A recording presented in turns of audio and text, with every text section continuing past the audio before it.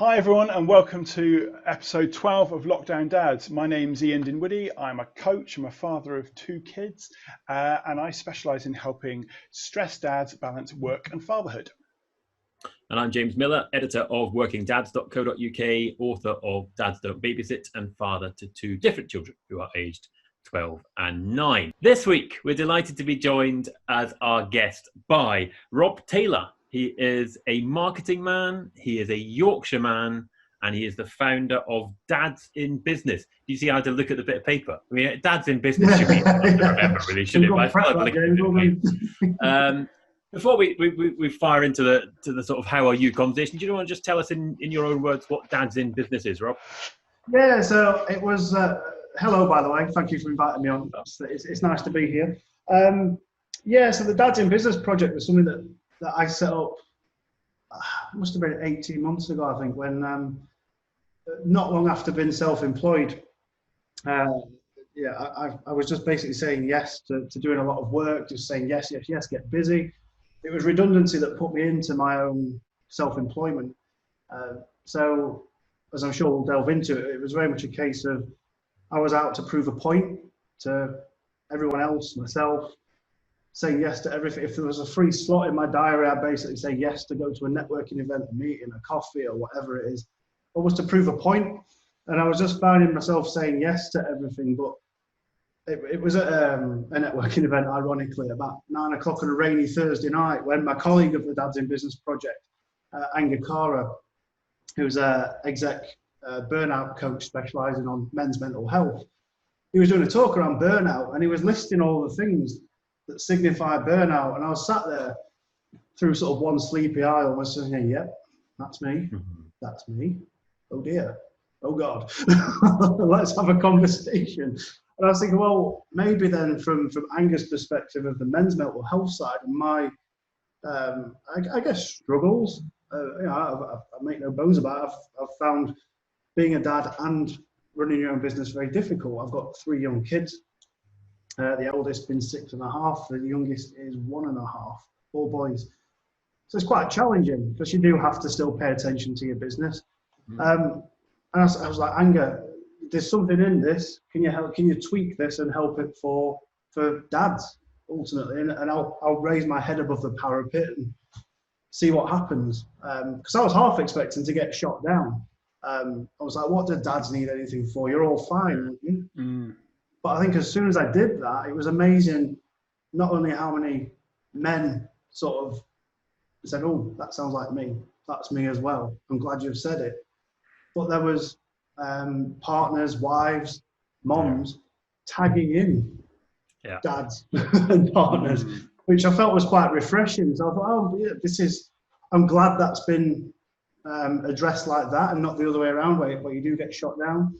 So yeah, the Dads in Business thing, to get to the point, is it's basically a support group, forum for dads who, we're all dads. I think we have a unique set of circumstances. I don't like to use the word problems or issues. I think it's a unique set of circumstances where we have responsibilities in an environment that we don't and can't always talk about in the environments that we hang out in. So if we go to the pub with friends, we can't always talk about the struggles with kids or the struggles with business. You don't want to talk about it. You go home and the missus says, how's business? Great. It always has to be great. Yeah. But it might not be. So I tried to create this space and this forum for conversations like that to happen where we can be honest about it. If you go to a networking event, everyone's busy.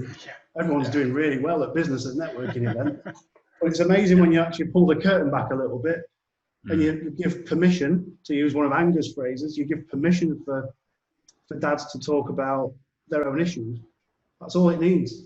And then this floodgate opens. It's a really powerful piece, as you were both aware through your own networks. Yeah, and let's start where we always do, with a question that comes up a lot at networking events, but is now a bit more important. You go to networking events, people go, "How are you?" "Yeah, all right." Well, after 4 months of lockdown, it's become a much more loaded question. So we'll start with you, Rob. This week or in general, at the end of, I think we're coming to the end of the lockdown experience. How are you? I'm okay. I was thinking about this because, you primed me with this. It's like we normally start with the "How are you?" question. Hmm. And I went, "Yeah, I'm fine." But then I asked myself that question again. I went, "No, but how are you?" So, well, I think I'm all right. Yeah. I'm reflecting back on the beginning of lockdown where, in hindsight, it's a wonderful thing, isn't it? Hindsight. I actually quite enjoyed that first 3 or 4 weeks because it almost forced routine into me. Mm-hmm. Whereas you couldn't go out to networking events, you couldn't go out for coffees, you couldn't go out for one-to-ones. So, but I had to keep an eye on business as well. So it was a place of, well, I'm going to sort the kids' breakfast with the missus. Then I'm going to sit in my bedroom and fashion a desk up. 2 hours of work. Then I'm going to be done by the kids' lunchtime. And then after that, it was like sort of kids' time, family time, park time, whatever it may be. Yeah. And that went on for a good 4 to 6 weeks, I reckon, before anything changed. And looking back, it was actually quite nice. Yeah. And I say in the training sessions that we do and stuff, it's kind of like, well, we've all been forced into a position of living differently. And have you enjoyed that? If you were working 80 hours a week and now you're working this many, why is the goal to get back to 80 hours a week? Yeah. Let's make the goal to be more like this side of things, but obviously make that pay. Yeah. Yeah. And I think it's a real interesting setup. Yeah, I think a lot of people, we found out, a lot of people said that first lockdown, once you got over the initial shock, there was nothing you could do. So it was quite pleasant, actually. You know, a lot of the causes of stress were taken out of your hands because you couldn't leave the house. And actually, that was, not the worst thing about all this. I've heard it mentioned, about people who have mental health difficulties have actually found this quite helpful. Mm-hmm. Because the control was almost taken away. It's like, this is what you're doing. And it's always helped people, I think, with mental health issues, which is an interesting take. Ian, how are you this week? Not too bad. I had my socially distanced, what was going to be a picnic turned into a barbecue. And just that kind of interaction with people face to face. We've done a little bit of it, but it's probably only the second family we've seen kind of in real life since all this started. So that was pretty cool. My daughter had 2 days at school, which she really enjoyed. So school today is, we're recording on a Friday. Today is the end of school term, summer term, which kind of feels, which is a bit weird. It is certainly sort of down here it is, and that's a bit of a weird thing, but. Looking ahead, I guess at the moment we're going to. I know you went to the pub last week 4 times, didn't you, James, or the week before last? We're going out for lunch on Sunday to the local gastro pub, and I'm much more excited about it than the kids are. It's like, celebrate the end of school, and well done kids, good reports. Let's go out. And I'm like, I wonder whether it's open, how easy it is to get a table, and actually pretty straightforward. And I'm actually. Because it's lunchtime and it's a Sunday, and there won't be too many people heavy drinking probably at that time of the day. I'm expecting it just to be nice. So that's been quite. I don't want to build up your expectations, but I haven't been to the pub this week, but I did go out. We did go out for dinner. Same thing. Kids got their school reports on Wednesday, and it was a nice night. And I was like, do you know what? Let's just go out for dinner. Well done, you all. Yeah. Down to the local tapas place. Not that East Dulwich is. Massively poncy or anything, but opposite the French wine shop, the tapas place. And it was, we sat there. We always knew it was really good food. Partly because I just want to support them because it's a nice place, and I feel like people won't be going out, and it's a really they're nice people. They make good food, and they deserve our support. And it was we sort of sat there at one point, and it was just it was one of those rare moments where you think this is nice, isn't it? This is. We're all right, 4 of us having nice food. Everyone, no kids playing up. There's a couple of other people in there, so there's we weren't completely empty. It was one of those, you sort of sat back and go, I don't know. They usually sort of happen on holiday. You sort of just go, right, enjoy this moment because there's not that many of them come along. So make the most of it. So hopefully it'll be like that for you at the weekend when you're. Hopefully. So Rob, in terms of the stuff that you do and your work with dads in particular, how has that continued during lockdown? How has dads in business kind of continued to support each other? So we have it's been a little difficult because we used to get together in physical spaces. I think that is part of the magic of it. Certainly, personally, I like to go and see people where possible. So, as everyone got used to this dreaded new normal, as we talk about, and everyone's on Zoom all day long, we waited for a couple of weeks, few weeks to sort of get back into it because there was a lot of Zoom noise and everyone was jumping on, and there wasn't really any value to some of it. So we have a little WhatsApp group. I think there's about 15, 20 of us in that group. So we keep checking on each other. It's a bit of a laugh as well sometimes. And then, we have sort of ad hoc, sporadic Zoom calls like this for now until we can get back into things. Have you picked up anything, specifically daddy, stuff that dads in particular have experienced it in lockdown? Because it is a different experience if you are. I mean, particularly, you are not a typical dad, perhaps in the sense that you do the stuff that dads in business, but at the same time, you've got the business. You're worried about running your own business. That's quite a typical dad thing to be. The sort of the breadwinner to some extent, or you feel like you are. You're right. I mean, that's the role that I certainly assumed, and I think others assume that role, don't they? Whether it's right or wrong or whatever, I think that just happens. But I think the common thread is almost that, like I said back in the beginning, people have actually quite enjoyed it because they've been granted that time where they don't have to go out and work 80 hours a week all day long. They're actually enjoying a bit of time. And yet maybe that will flip now because the pressure of being the breadwinner is now allowed again, if you like, if we've been granted that permission to go out and work again now. So maybe that will flip, but it'll be interesting to see where that goes. But for now, I think there is a air of positivity about it on the whole. Dads have enjoyed spending time with their kids, I think. And as a self-employed dad, what's it been like? Because, some businesses obviously have been able to do absolutely nothing for the last 4 months. Some have continued as normal. So what's it been like? It was frustrating, to be honest, because 2020 was actually looking, until March 20th, it was looking like a cracking year. I have a few different projects. So I've got a history of working in the music industry and the entertainment industry. So I still keep my toe in that, but it's more of a hobby-based thing. The music industry is now a hobby. The music industry is now just a hobby. It's not an industry anymore. It's...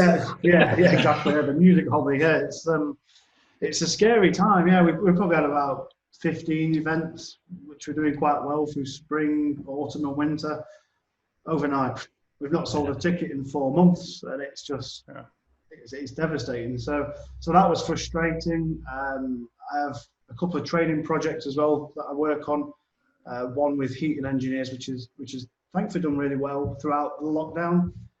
It's a time when sort of your typical tradesperson, they're the ones working 80 hours a week. They got told they can't, so they actually focused on working on their business. So it was actually quite a good time in that one. And then another sales training program, which I've developed with my office colleague Steve. That was looking great in March, and then because that's sort of bigger B2B corporates, it's like, whoa, everything's paused until we know what on earth is going on. So that's just starting to turn a corner again now. So I think autumn, winter should be good. All the events that we had in 2020 have moved over to 2021. So next year is sort of a game of catch up, if you like. But I was lucky. I run my business where I sort of partition some every month. I'm not one of these where it's whatever I earn goes into my account. It's like whatever I earn, I split. So it's not like, you structured it for a rainy day, and it's just we've had a bit of a rainy season, haven't we? Yeah. So luckily in that respect, I've been okay. But there's been so many that have just slipped through the cracks that it's sad to see. Yeah. How are we feeling? I mean, obviously we're recording this just after your man Boris Johnson has been up, said it's all over, COVID's finished, basically. It'll all be over by Christmas. Ooh, I've heard that before somewhere. That doesn't usually work out very well. What did you make of it, Ian? What did you make of Boris's thing? Because there was, I would suggest there was some interesting points and omissions from what he just said. Yeah, I thought it was interesting in that it had been trailed in the last kind of week or so, as he was going to be much more kind of direct in terms of instructions, right, you've got to go back to work, because in big cities in particular, the footfall just isn't there, and London is suffering more than anywhere because of the tourist trade, and also people aren't traveling into the office because you can't really drive into London and park very easily. You can't commute to work in a anything other than by public transport, and that's kind of had that, you've had that sense of, if you can, if you have to travel by public transport. But he it's a classic thing at the moment with the government, is different ministers are saying different things. You've got Matt Hancock saying one thing, earlier this week. He was talking about sort of working from home being part of the solution to keeping coronavirus at bay. Boris says something different this week, and then today he kind of goes back to this kind of sensible sort of angle, which the note I made was, the quote was, recognition that working from home had worked well for both employers and employees, which I think which is a good thing, and it has for a large point. I just hope there's a degree of choice involved in how individuals get to structure how they work and where they work. I understand the economic argument. I think but I don't know. But the trouble with the choice issue, and this is a blog I've just put on workingdads.co.uk this morning. I put it up before Boris spoke because I might be out of date in about half an hour, so I'll whack it on the site now. It's okay. It works. It works. The big missing thing, and I think maybe this doesn't apply to you quite so much, Rob, because of the age of your children, but school holidays have just started. What the hell are you doing telling people to go back to work on the 1st of August? What are they going to do with the nurseries are shut? The schools are shut. It's a classic thing. I mean, I saw somebody on Twitter saying, we can tell there's no women in the room, and I think that's a valid point, but you could also equally say there's no engaged dads in the room. Here's a man who's just had a baby and is not thinking about parents. Oh, really, Boris? Yeah. But that just seems, for all we've, through the last 4 months, been talking about recognizing that people have a hinterland and a family and all the rest of it. I just completely ignored the reality of most parents' lives, which is, we've got 6 weeks and there's no clubs. There's not even any holiday clubs. You can't, your grandparents, a lot of grandparents are shielding. I mean, I don't know whether, it appears I can now visit my mum in Scotland, and she'll be able to come here. But, there's still issues around having grandparents, using them as backup childcare. It's just, this is a massive omission from what you're saying compared to the reality of most parents' lives. I mean, how did it land in Sheffield as well? I'm interested, the faraway, exotic place of Sheffield. But, again, there's been a lot of talk about saving pret-a-manger. Well, that drives me nuts, because in London there's a pret-a-manger every few yards. But as I know from visiting other cities around the UK, there's not that many pret-a-mangers in other cities. And of course, in London, it's all about public transport to get to work. In most of the rest of the UK, people still use their cars a lot. How does it land with you and where you are, Rob? Well, we are blessed with 2 pret-a-mangers in Sheffield, although soon to be 1 actually, because the city centre one is one of the ones that's closing. I think on that, there's been so much mixed messaging from the off, and that's not to make a political point of what's happened. I think everyone can agree it's been mixed messaging, and it's just, people have got into new habits now, haven't they? They've been told for 4 months or whatever it is now, don't go to work. And now they've been told overnight, go back to work. No, because I saw a bus earlier go past it. It had a capacity of 19 people. So unless they're going to suddenly produce 3 times as many buses, the same amount of people can't physically get to or from anywhere anyway. The high street, I think, Sheffield's long had its issues with the high street anyway. It should have innovated many years ago with various different things. This, I fear, might be the final nail in the high street coffin, not just for Sheffield, but for many. I mean, I think I saw John Lewis said something like 70% of their trade was online now. Yeah. And that's one of the, I guess, slightly older demographic retailers, the last to go online, if you like. But it's a bad signal, isn't it? Why do we go into our city centres anymore? And what's it looking like for you with 3 small children, in terms of, because how many are at school? Just the one? My oldest. I know they're very close in ages, I remember. So he's just finished his year 1. The youngest 2 have a couple of days split between nursery, and the middle one goes to preschool but he's not been able to do that because they've been focusing on kids starting school in September, which is fair enough. Priorities is cool. But yeah, in terms of that message of go back to work, but then what about the childcare? It's an interesting one. I guess we're lucky. My missus just works 2 days a week, but the place she works she's on furlough anyway, so that should be all right. Working for myself, I can create that flexibility where needed. It's not ideal, don't get me wrong. My mum helps out with the kids, but again, there'll be others that are shielding, like you say. Yeah, it's going to be a right mess and a tangle, isn't it? I do think as dads we need to talk about it as well, because I get why childcare is seen as a working mum's issue, and not staying away from that, but it's also a working. Why is it not? We produce the children. We've got to figure out how they get cared for now. We're playing some part in it. Be on mum or whatever. You've got to be part of that conversation, haven't you? Yeah, I think it's that challenge about pushing back, isn't it? That's the thing we've been talking about before, is when the economy is teetering a little bit, and the assumption is that men find it easier to go back to work. It's going to take a certain degree of bravery, if that's the right word, to sort of push back and say, actually, this doesn't work for me. Just to be on the tube going into talk about a London example, but just to be back in the office as if nothing's happened is going to put pressure. Someone's got to look after those children, and you feel 1st of August. If you say 1st, 2nd of September, then a month later becomes possibly, hopefully, a different kind of calculation. I think there should be more. I'm lucky. My kids are actually, the school's opening up for a couple of weeks, and they're doing a holiday club. So my kids are in for 6 days. And I'm more excited than they are, definitely. Let's be honest. It's like, and so that's quite a novelty. So so looking forward to that. But interestingly enough, they've prioritised the children from the years that didn't go back to school. So although they're kind of separate, although the sense of reception year 1, year 6 is an education issue, they are now prioritising childcare for childcare options, essentially. I mean, it's not even a full day, not even a full school day, let's be honest, 5 hours. But they're prioritizing school, prioritizing a childcare issue versus an education issue. So there's kind of these slightly mixed messages, which is quite interesting, but we've embraced it. Is it something that comes up in the Dads in Business, whether we're just, the meetups that were before lockdown or the WhatsApp chat as it is now?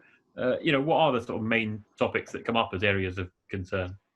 So we split the Dads in Business ethos, if you like, into 4 areas, and the events always focus on a topic within those areas. So we break it down into work and business as one of them, family, money, and then your personal life as well. Because we find that the first thing to go when we have a family and a growing family and a business is we forget what we actually enjoy doing in life ourselves. So we talk a lot about work-life balance, time management, self-esteem was a topic last time. We talk about money, the management of the goal and the role of money in our life, why we're always chasing it all the time and we don't know why we deserve it or what we want from it. So they're really good and varied topics that don't really get talked about. They can be a bit taboo, I guess, in normal conversations and normal settings. I think a big one moving forward is going to be that self-esteem piece. If people do end up losing their businesses, do end up losing their jobs, find themselves short of money, there's a male pride thing about that. So I think the self-esteem issue might play more of a role moving forward. Certainly time management, I think, is going to play more of a role moving forward, and communicating with your employer. For example, if your boss commands that you go in, are you entitled to go in? Do you choose not to go in? I don't know where that stands anymore for those that have got bosses, if you like. I mean, on that point in particular, it's something I looked up today. The BBC website seems to suggest there isn't any legal protection if you don't go in. then you don't get paid necessarily. But there's nothing, and Boris Johnson said people should be protected if you've got children who you need to look after and you can't go back into work, they should be protected. But from a legal perspective, it doesn't sound like there's anything sort of in place. I mean, Rob, in terms of from your experience throughout lockdown, obviously you're juggling a large number of balls beforehand and still kind of, and doing an enormous amount. What have you learnt about sort of the circumstances that you're going to do differently in the future, do you think? For me, it's been a good time to catch myself, if I like to sort of check in with myself, and I think reevaluate those roles and the time I'm going to give to those roles as well. And reflect personally on what I can do better at home, and stop with the head down charging after work all the time. I think that's probably something for me. I think me and the missus probably need to communicate more.